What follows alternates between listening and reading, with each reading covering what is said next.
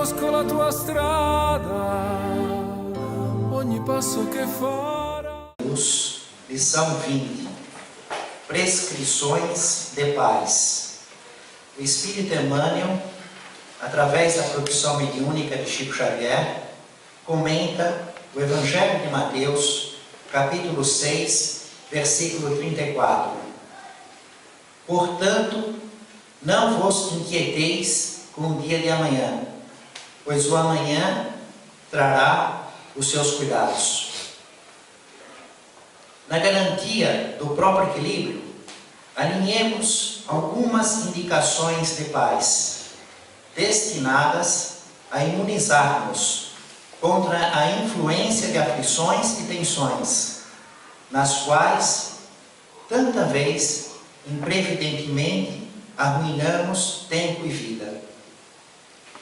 E esta primeira parte dos comentários de Emmanuel, este alinhamento de algumas indicações para a paz, com o objetivo da imunização das influências das aflições e tensões, é de extrema utilidade para as nossas vidas, porque todos nós que vivemos na Terra, vivemos num planeta de aflições, de tribulações. Por melhor que esteja a condição de um espírito encarnado nesse planeta, ele sempre terá aflições, atribulações. São muitas variáveis a trabalharem a nossa evolução espiritual. Ainda estamos muito pequeninos no saber e na moral. Então, essas atribulações, essas aflições, são necessárias para o nosso próprio bem, por escolha do próprio Espírito, por erros de vidas passadas, não corrigidos. Tudo tem seu fim útil, nada é castigo de Deus, mas é tudo responsabilidade da própria criatura. O fato é que, mesmo tendo causa justa, mesmo tendo fim útil, a nossa vida são de tensões e são de aflições. Preocupação se o dinheiro vai pagar as contas do mês, de como é que está procedendo os filhos à distância, do que faz o governo, da segurança, do risco de ser picado pelo mosquito da dengue, se vai ter água. É tudo preocupação, aflição, atribulação. Emmanuel alinha, na realidade, 9, para depois fazer a sua conclusão. 9 indicações de paz. Vamos ver algumas delas. Por exemplo, a número 8. Nada pedir sem dar de nós mesmos. Nada pedir sem dar de nós mesmos.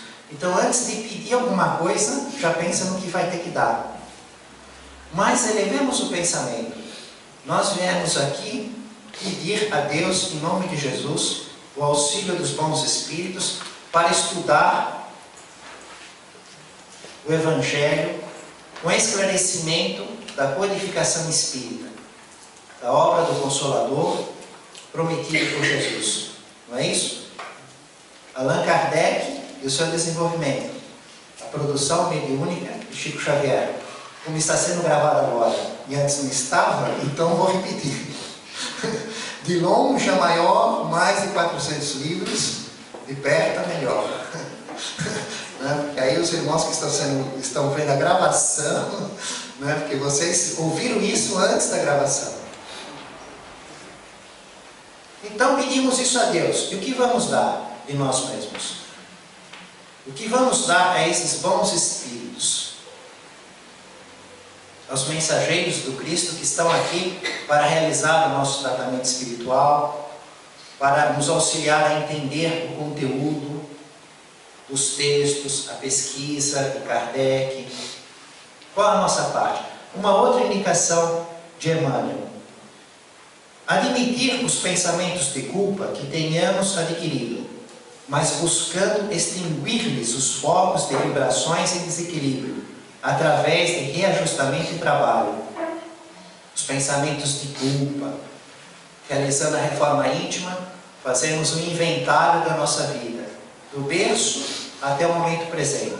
E aí vamos colocando lá, erro grave, como é que tá? Onde eu estava com a cabeça que eu fiz isso? Como é que eu falei? Né? Uma próxima vida eu não vou errar mais isso.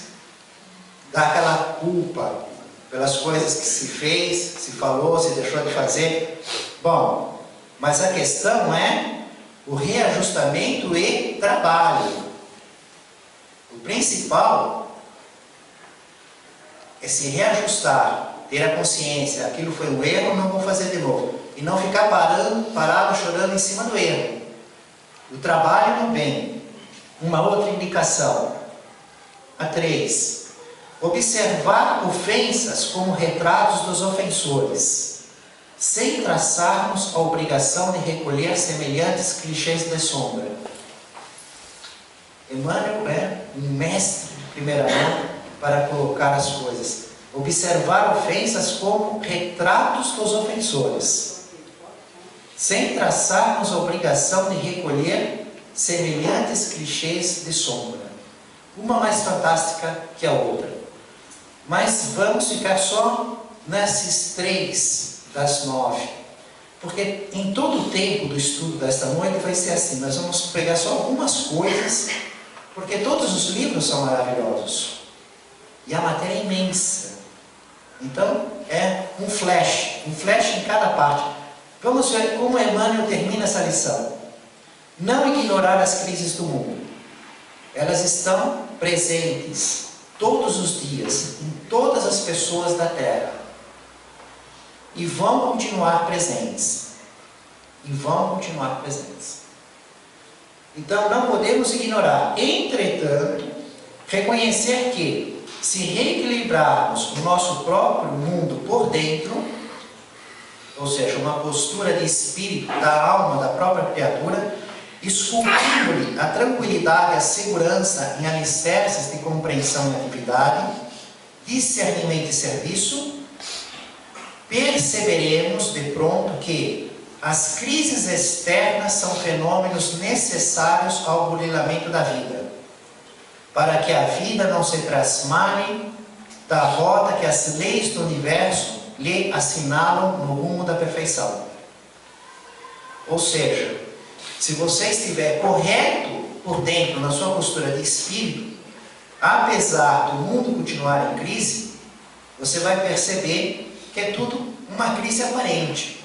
É tudo uma questão de uma necessidade das leis do universo que estão realizando um procedimento de evolução em cada criatura. Nós somos seres inteligentes, estamos inseridos num processo evolutivo. Qual é a necessidade para o burilamento, para o aperfeiçoamento, para o desenvolvimento dos seres que estão no processo aqui na Terra? É uma questão desta necessidade, essas crises do mundo, essas preocupações, essas aflições. Em outros planetas, em outros níveis de evolução espiritual, onde só se evolui no acerto, ainda estando longe da perfeição. É uma outra realidade, é uma outra necessidade do processo evolutivo. Da mesma maneira que o humano, quando nasce, qual que é a necessidade de sobrevivência? A mãe olhar muito o bebezinho, o leite materno, ela tem que dar o banho, trocar a fralda, cuidar da assadura. É uma necessidade. Depois que já está gatinhando, é outra. Começa a alimentação, quando começa a andar, depois na infância, na juventude. A cada fase tem uma alimentação, uma roupa, um comportamento com o corpo, que é adequado à evolução que está o corpo humano. Do mesmo modo é a inteligência, a evolução do espírito. Então, da maneira que ele vai evoluindo, que ele vai tendo compreensão, vai fazendo uso do livre-arbítrio, e usando do modo correto ou incorreto, vai ganhando experiência, porque a lei de Deus vem na consciência de forma teórica, E aí a criatura recebe o livre-arbítrio para o campo experimental. Ele vai observando, vai contrariando, ele vai ganhando experiência, e aí surge a necessidade, de acordo com as suas escolhas. Nós, na Terra, estamos num planeta de expiações e provas. Então, em virtude das nossas escolhas, a nossa necessidade é convivermos por hora nessas crises, com essas questões. Se nos dias atuais nós estamos preocupados com o roubo da Petrobras, com a questão do governo, com o problema da segurança, com o financiamento que agora diminui, com o mosquito da dengue, com a falta de água, né? Com a falta de luz, com o aumento do desemprego, todas essas questões, com o que se preocupava o povo de Jesus na sua época? Porque esse versículo que Emmanuel isola do Evangelho de Mateus, portanto, não vos inquieteis com o dia de amanhã, pois o amanhã trará os seus cuidados. Ele vem dentro de um contexto, de um drama, justamente de Jesus falando, observando aqueles corações com as aflições da época. Eles não estavam preocupados com a Petrobras na época, nem com a dengue.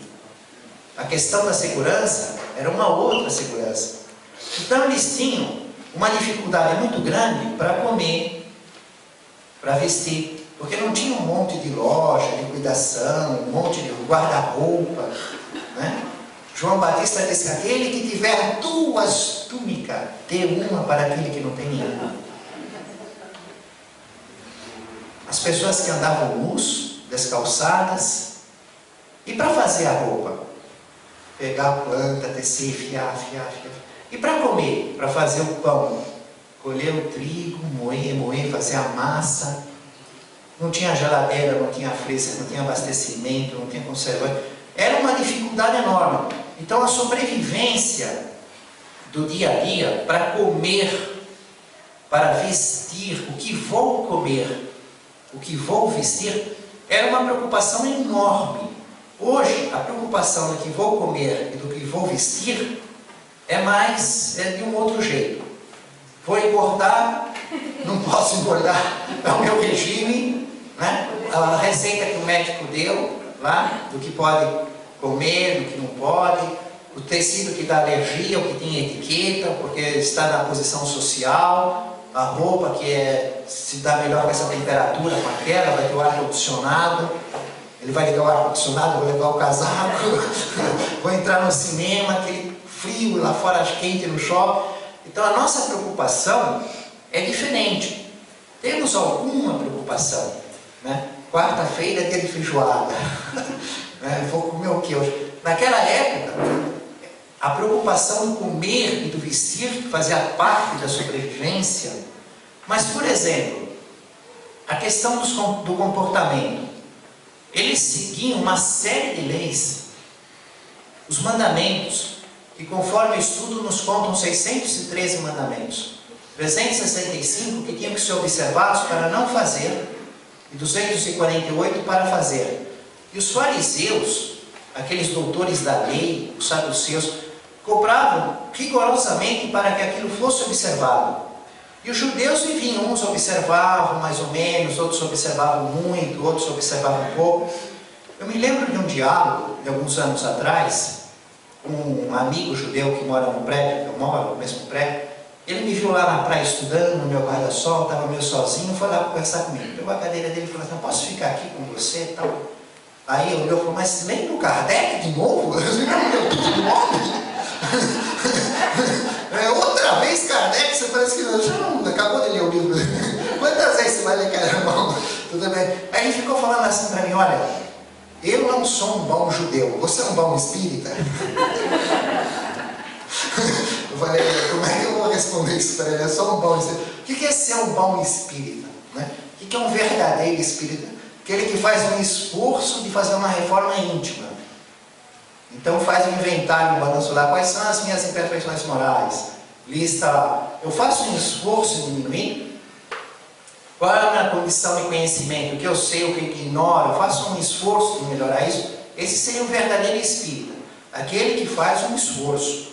E aí quando eu contei isso para ele, nossa, ficou assim, como?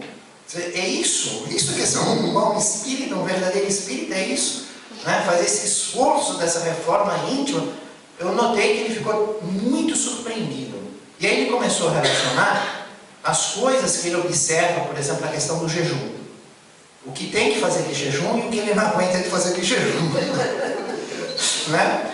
Aí ele reclamava também num certo casamento que ele tem aqui, que ele tinha que dançar com os homens. Porque eu fico aqui com os homens, eu com as mulheres, que coisa mais sem graça. Né? E ficou listando uma série de coisas que ele tinha, sabe? Trabalhos que ele fazia de sábado. E um monte de coisas que ele dizia que ele não devia estar fazendo aquilo. E que alguns observavam aquilo com muito rigor. E ele observava uma parte com rigor, uma parte não. Isso existia na época de Jesus. Quem ia conseguir saber e quem ia querer viver os 613 mandamentos exatamente como eles estavam lá?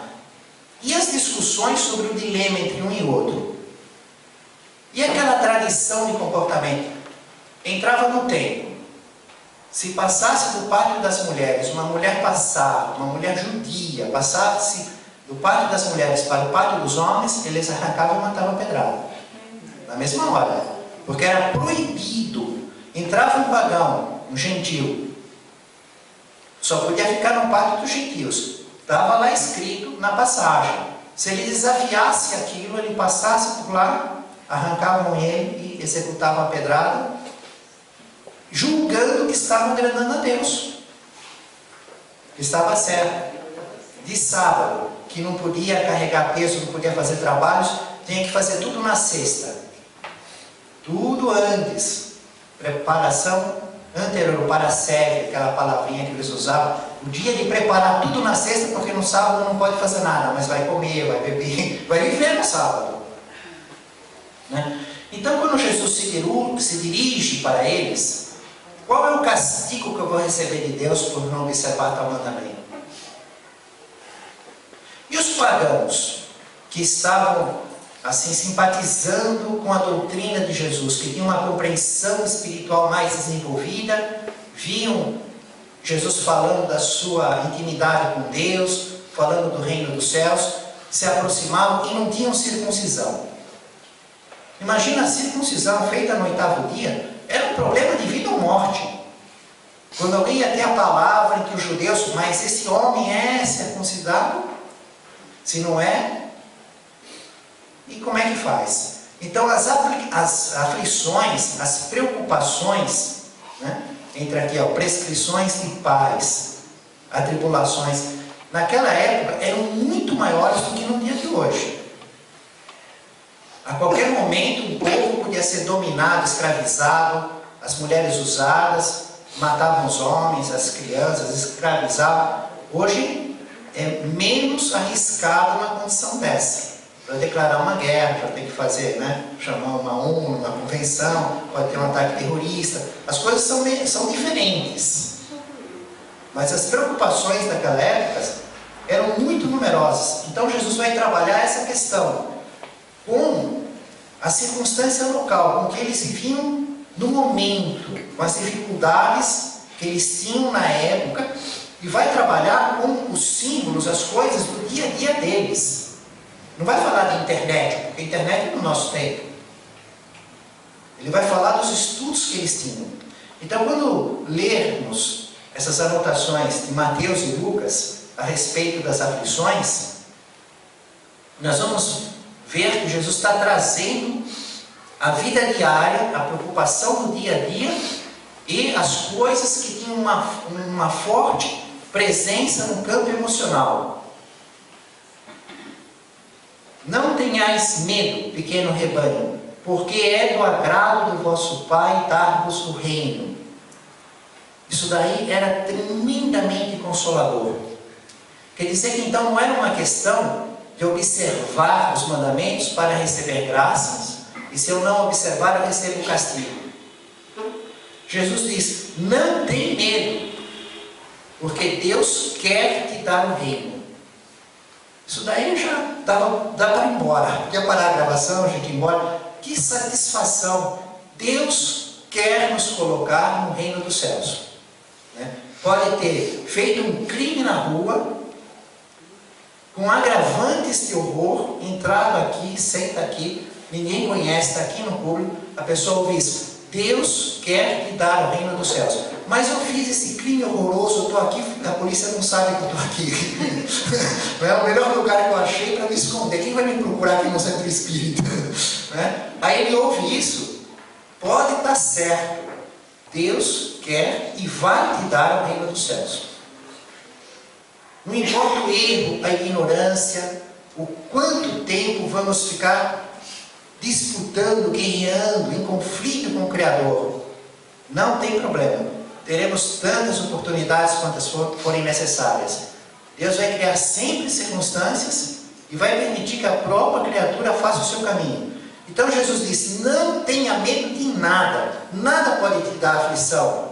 Nada pode te preocupar. O que eu vou comer, o que eu vou vestir. Olha, isso é pouco.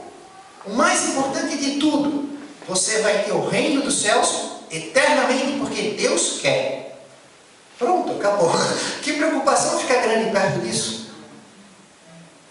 Pega o seu problema, qualquer coisa é passageira, por um dia, por uma vida, por alguns milhões de anos, alguns bilhões de anos. O que são esses bilhões em termos da eternidade? Tem zero. Né? Então Deus quer nos dar o reino dos céus. E tudo que Ele quer, Ele faz, Ele pode. Então Jesus já é assim, né? Porque do agrado de vosso Pai dar-vos o reino. Vendei vossos bens e dai-os de esmola. Eles já não tinham quase nada. Jesus está, vende tudo e dá de esmola. Isso são imagens fortes para ficarem gravadas no campo emocional, para jamais serem esquecidas. E Jesus sempre provocava essas circunstâncias. Não é que era para fazer isso. É como o caso da ovelha perdida. De 1 em 100, 99, o pastor larga 99 para ir atrás de uma. Ninguém ia fazer isso, ninguém faz isso. 99 para se dispersar, para ser atacado pelas feras. E aí traz a perdida nos ombros, nos braços.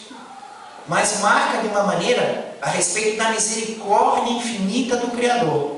Então, a confiança que Ele nos inspira, vende tudo que tem, dá tudo de esmola. Você tem o reino dos céus, porque Deus quer. Isso era de uma maneira de calar fundo no coração. Por isso que estamos estudando até hoje. E será sempre estudado. Porque embora, se essa frase não for estudada na época de Jesus, ela perde um pouco de efeito. Mas aqueles judeus que ouviram isso, eles que viviam no mandamento, no 613, eles que estavam com medo, eles que tinham um pouco, para eles todo esse contexto marcava de modo diferente e muito profundo.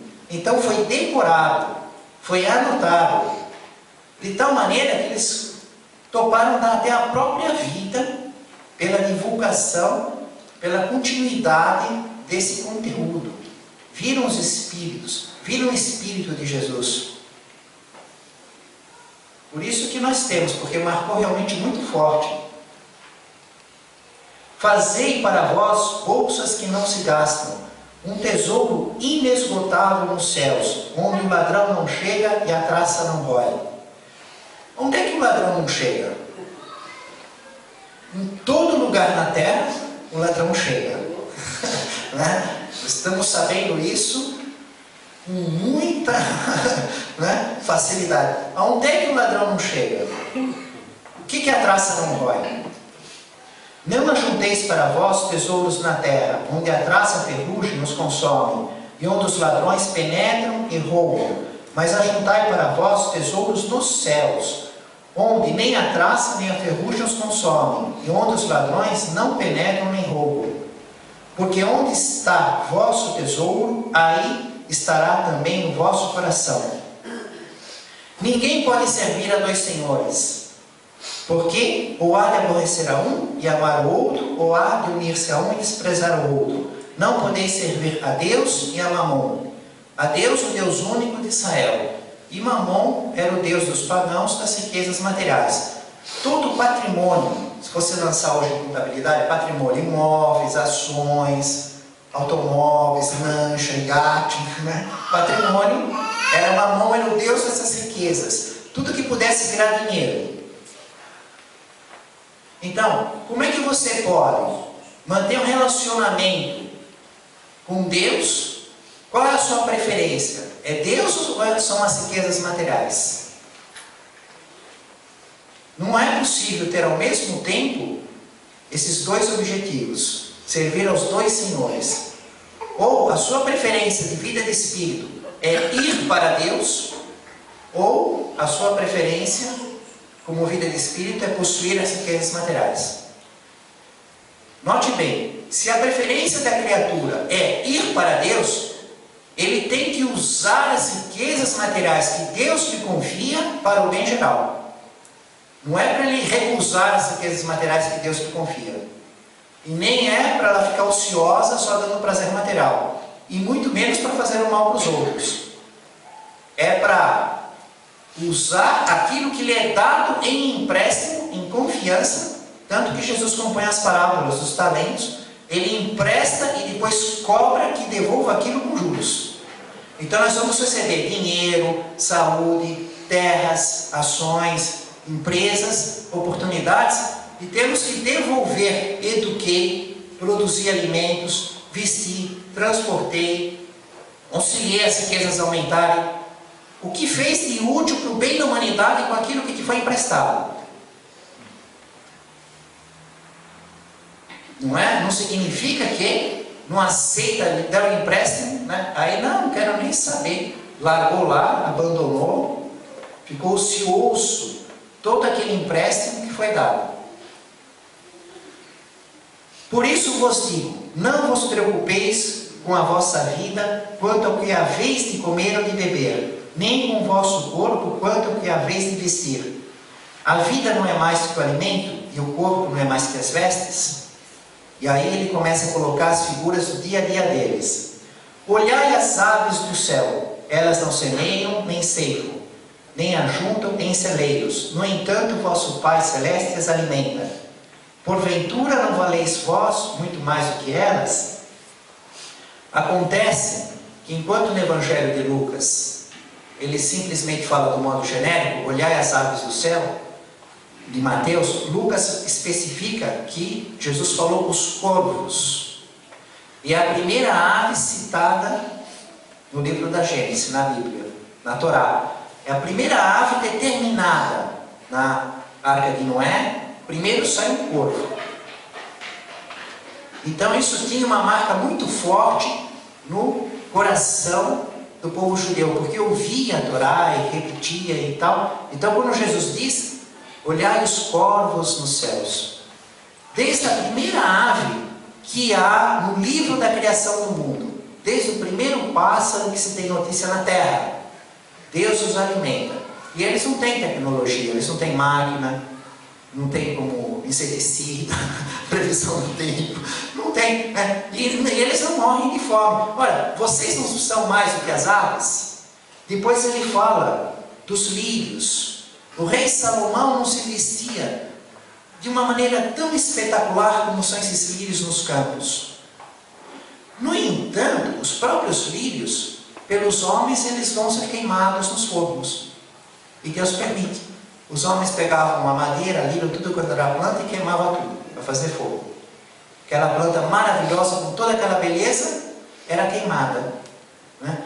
Agora o rei Salomão, que tinha todo aquele luxo, aquela riqueza, quando ele foi visto, vestido melhor do que esses lírios que vão para o forno. Não era possível comparar a beleza da planta com a do rei Salomão. Ninguém pode acrescentar um só côvado à sua altura. O côvado, ele tinha dois sentidos, e isso Jesus adorava usar. Toda palavra que podia ter dois sentidos, mais sentidos, que dá contraste, ele colocava para deixar a pessoa pensando. Porque ele podia ser uma extensão, ele podia ser então também usada como um tempo. Então quem vai acrescentar um tempo na sua vida? Você é capaz de acrescentar, chegar à morte para você? É hoje. Prêmios da Vida Eterna, André Luiz, na produção mediúnica de Chico Xavier.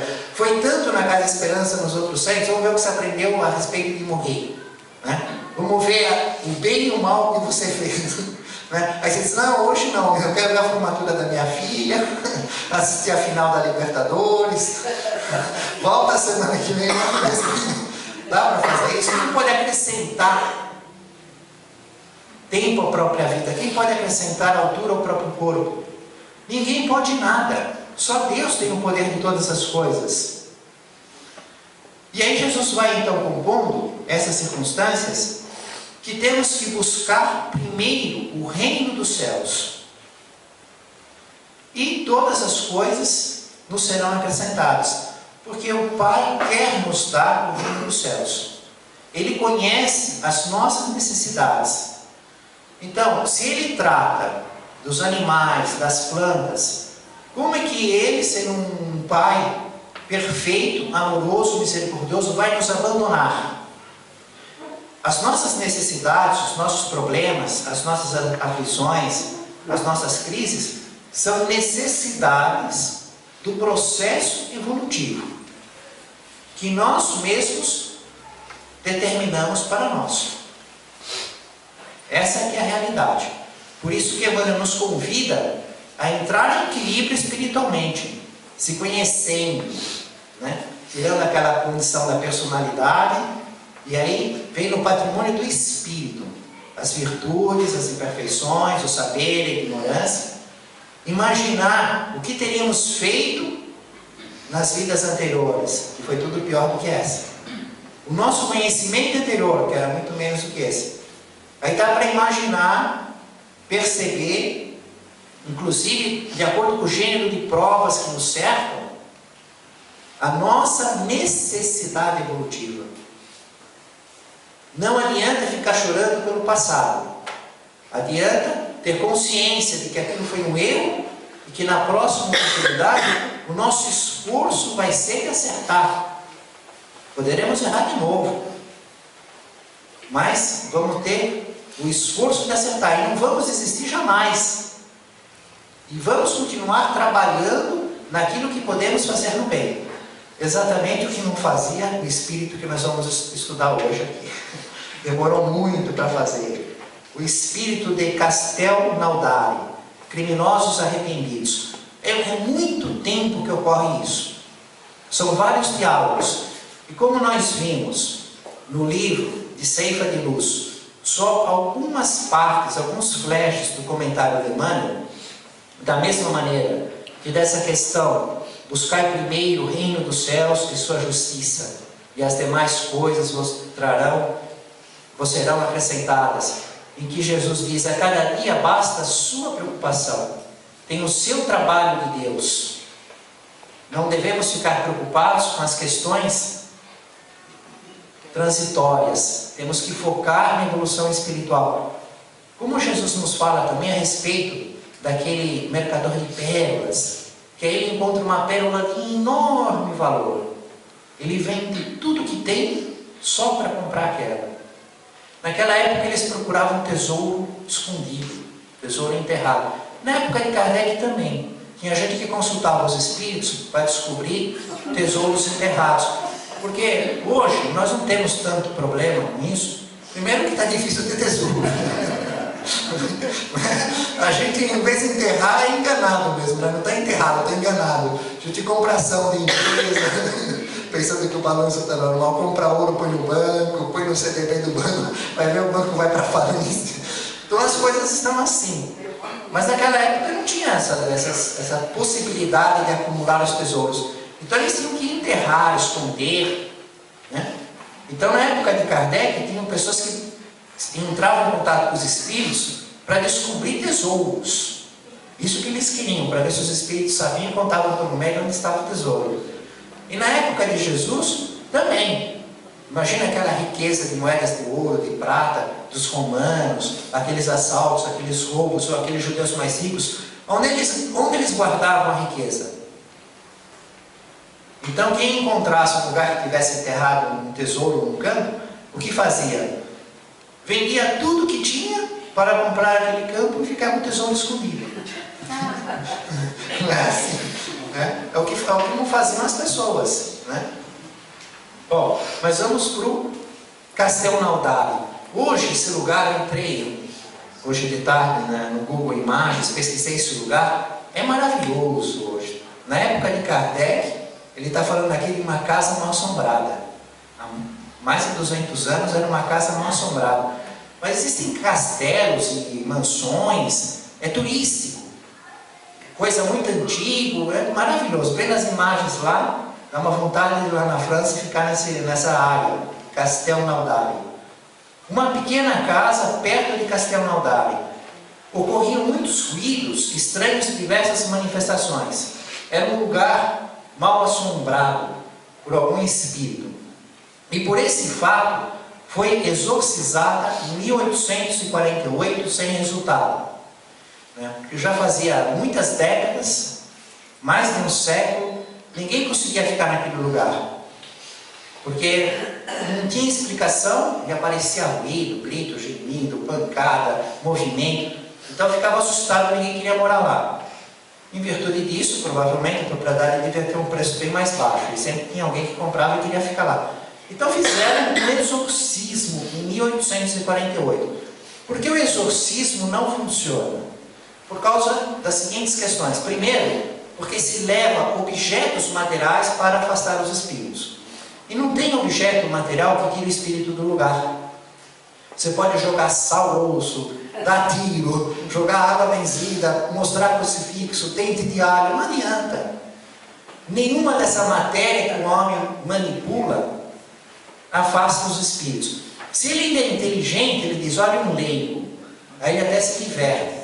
Se ele é meio de coração endurecido, ele fica muito bravo por ser chamado de demônio, porque estão querendo expulsá-lo, aí ele se põe na guerra, se obstina. Então não dá certo em virtude desta técnica que emprega o exorcismo. Sai demônio, e como vai agredir, eu te ordeno. Os espíritos só são obrigados a obedecerem mediante uma forte hierarquia moral. Precisa ter muita autoridade moral, ser muito mais elevado. Aí sim, ordeno que você se retire desse lugar. Ele não tem como obedecer. O sentimento dessa ordem, a emanação fluídica, ele obedece. É como querer olhar para o sol, os olhos abertos, não ofusca, não dá. Mas uma faixa de evolução mediana, às vezes até pior do que ele, chegar lá e querer ordenar ele sair. Então foram em 1848, foram fazer o exorcismo no local e não adiantou nada. E o proprietário, o senhor D. Coutinhos, que queria morar lá, ele morreu e ficou a herança para o seu filho. O seu filho falou, eu fico, aconteço, daqui ninguém me tira, eu moro com esses barulhos. Aí ele começou a sofrer agressão física.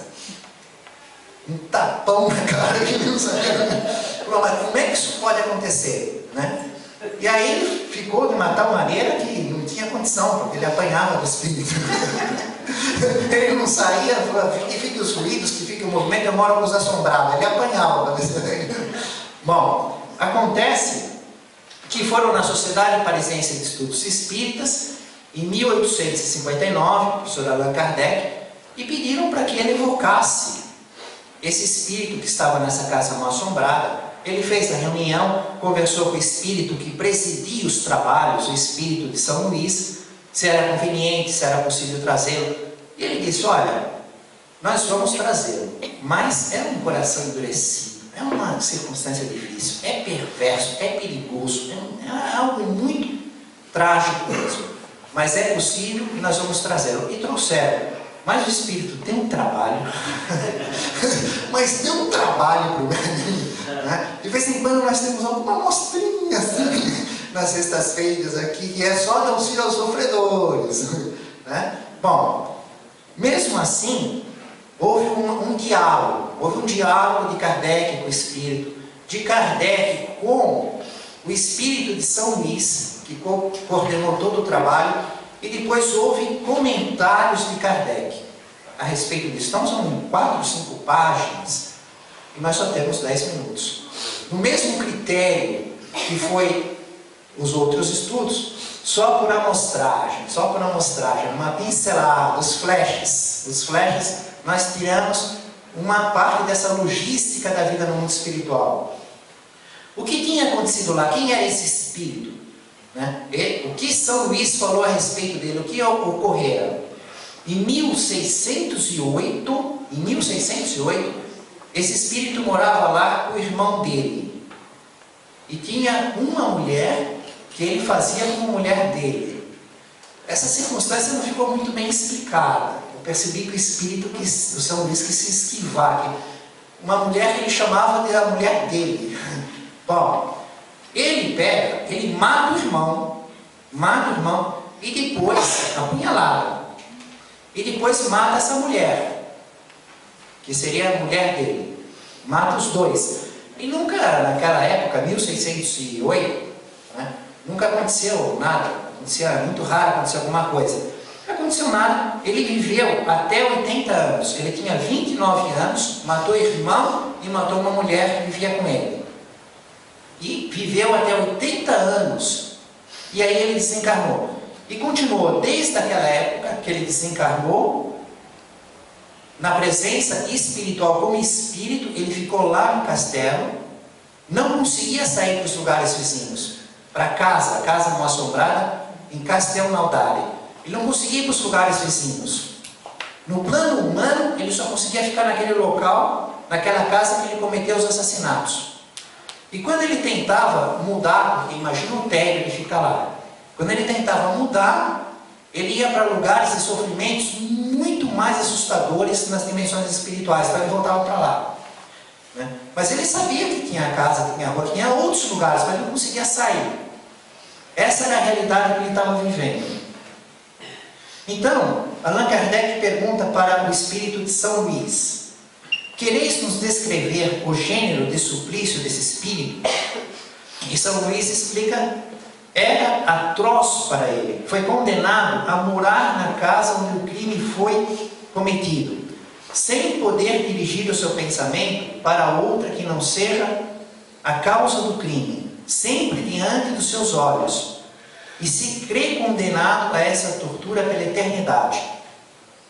De 1608 a esse ano que foi evocado, 1859, tem mais de 200 anos.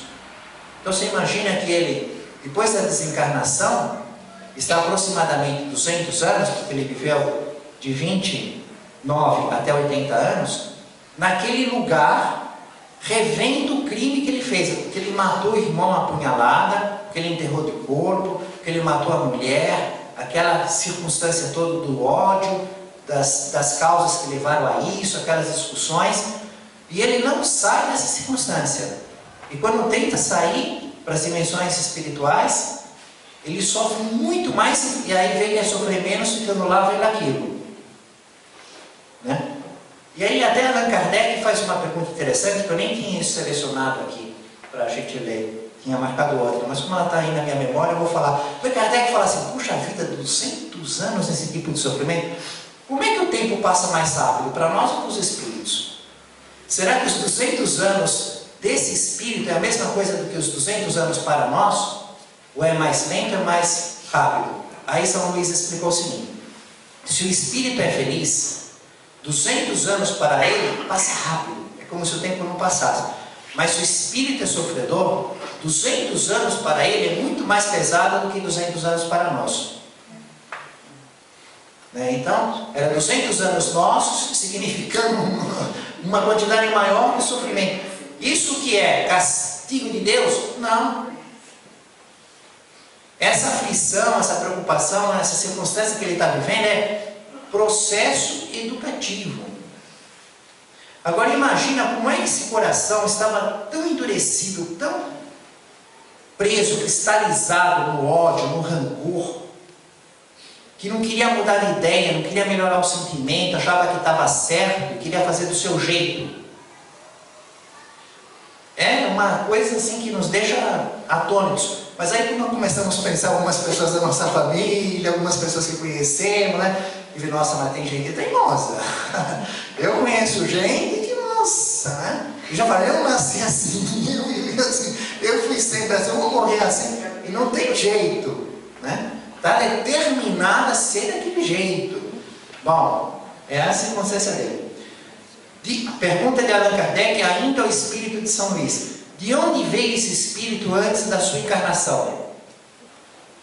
E São Luís responde: teve uma existência entre as populações mais ferozes e mais selvagens, e precedentemente veio de um planeta inferior à Terra.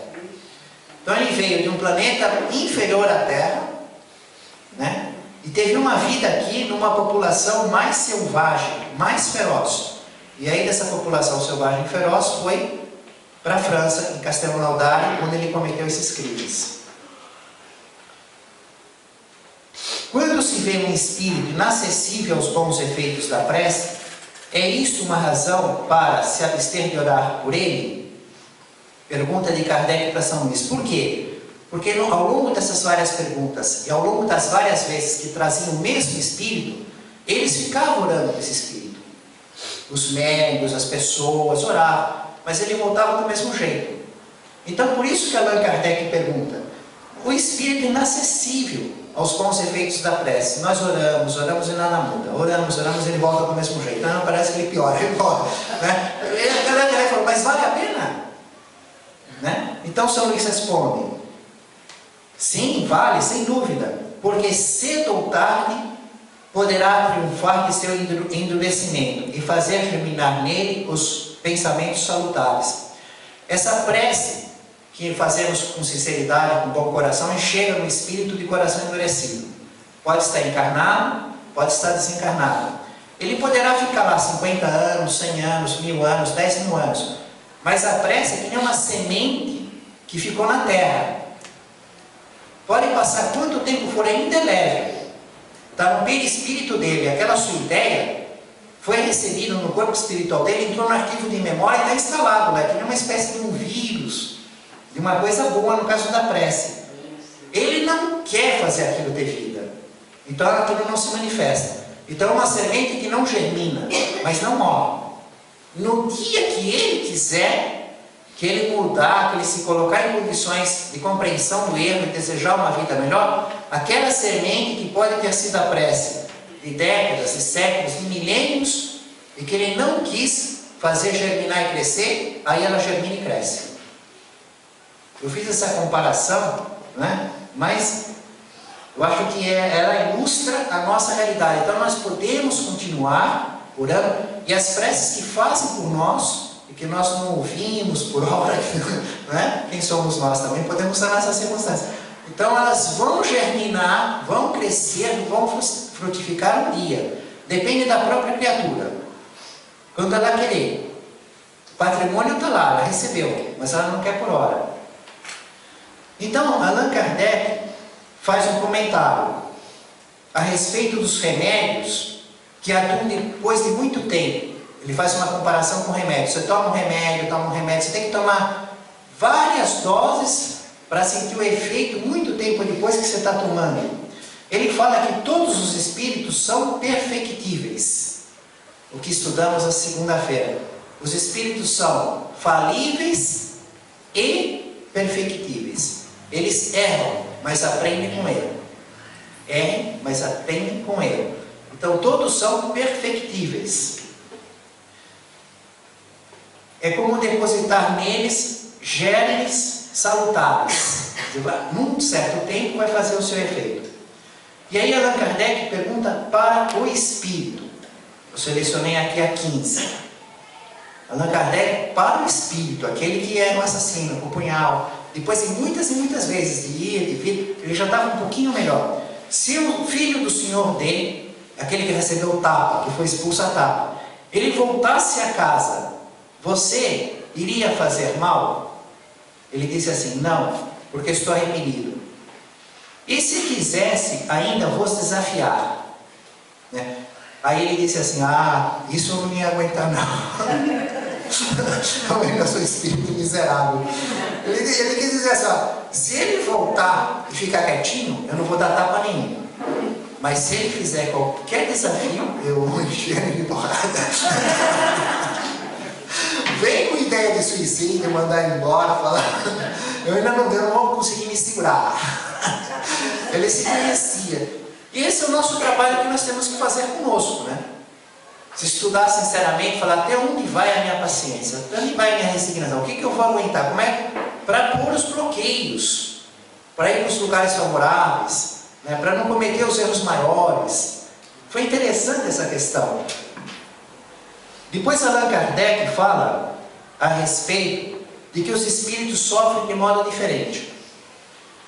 Os mesmos erros, uma pessoa que mata o outro apunhalada, mata o irmão, depois mata uma mulher.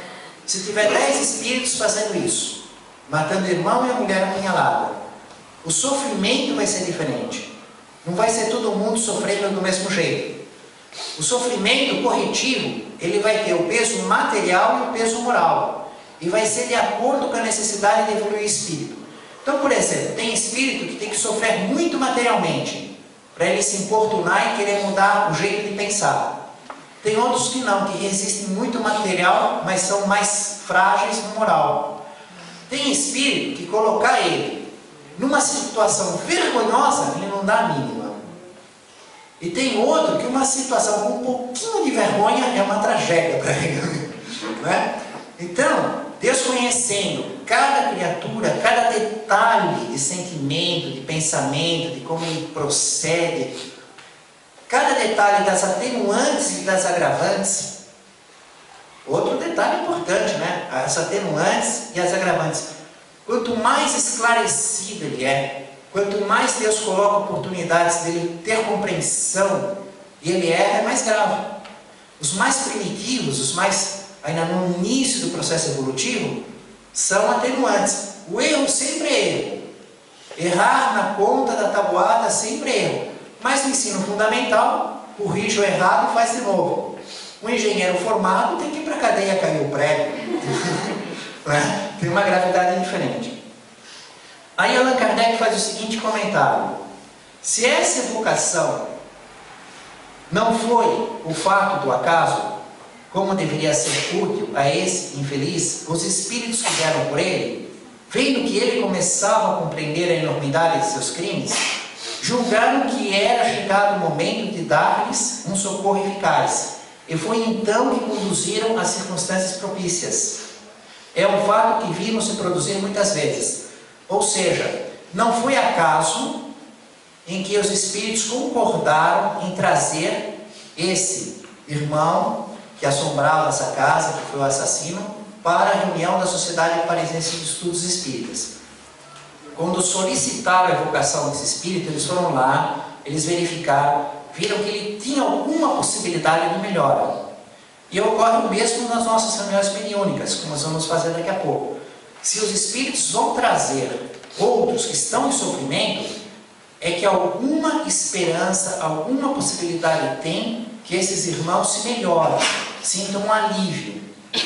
Existe uma possibilidade do médium, da palavra, das orações das pessoas, de algo de útil, de bom acontecer. Eles não vão trazer sem esperança, não tem jeito, é totalmente inútil, traz só para a gente ficar falando do Espírito. Iam levar lá na Sociedade Parisiense de Estudos Espíritos só para ver a manifestação do Espírito que foi assassino que vocês pediram. Quem é que está assombrando aquela casa? Traz ele aqui, queremos falar com ele. Aí traz ele lá, só porque vocês querem? Não. Né? Só porque Kardec está codificando a doutrina, isso vai ficar na Terra para sempre, vai ser conhecido por todos, é lei da natureza, para cumprir o Consolador, a promessa de Jesus do Consolador prometido. Tem esse fim útil também, mas é porque, além disso, podia ser útil para esse espírito. É dentro desse contexto. E aí Allan Kardec diz assim, mas aí vamos perguntar assim, puxa vida, mas quanto tempo houve na Terra que não havia ninguém preparado para fazer uma reunião mediúnica? E quantos espíritos há e que falta reunião mediúnica para eles? Porque são milhões sofrendo, rebeldes, endurecidos. E cadê os médios das reuniões? Então, e esses todos? Estão desamparados? De modo algum. Porque a questão do contato com eles não é o único meio que Deus dispõe. Existe o trabalho direto na dimensão espiritual, existe a reunião mediúnica na própria dimensão espiritual, espírito que é médium de outro espírito. Existe uma infinidade. Simplesmente esse é apenas mais um meio que Deus nos dá como oportunidade de fazermos a caridade e evoluirmos a nossa parte, né?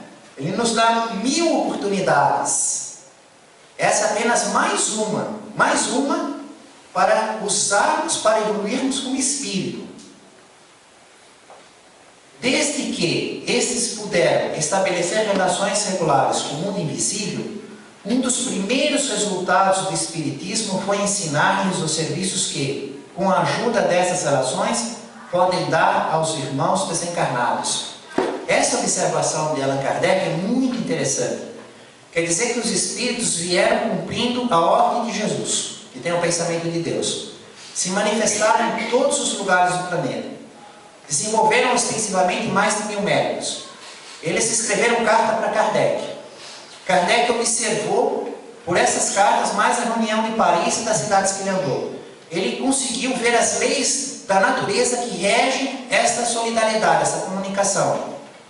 Provou a imortalidade da alma, a comunicação dos espíritos, o processo evolutivo. Nos trouxe 1019 respostas só no livro dos Espíritos a questões intrigantes. Bom, mas junto com esse pacotão vem, logo de cara assim, olha, ajudem os seus irmãos. Vocês são ajudados pelos que sabem mais. Vocês são tratados pelos que têm conhecimento da medicina espiritual e têm condições de fazer o tratamento. Então sirvam de intermediários para os que estão sofrendo mais do que vocês. Para ensinar os que não sabem esse pouquinho que vocês já sabem, né? Então tem que haver esta solidariedade.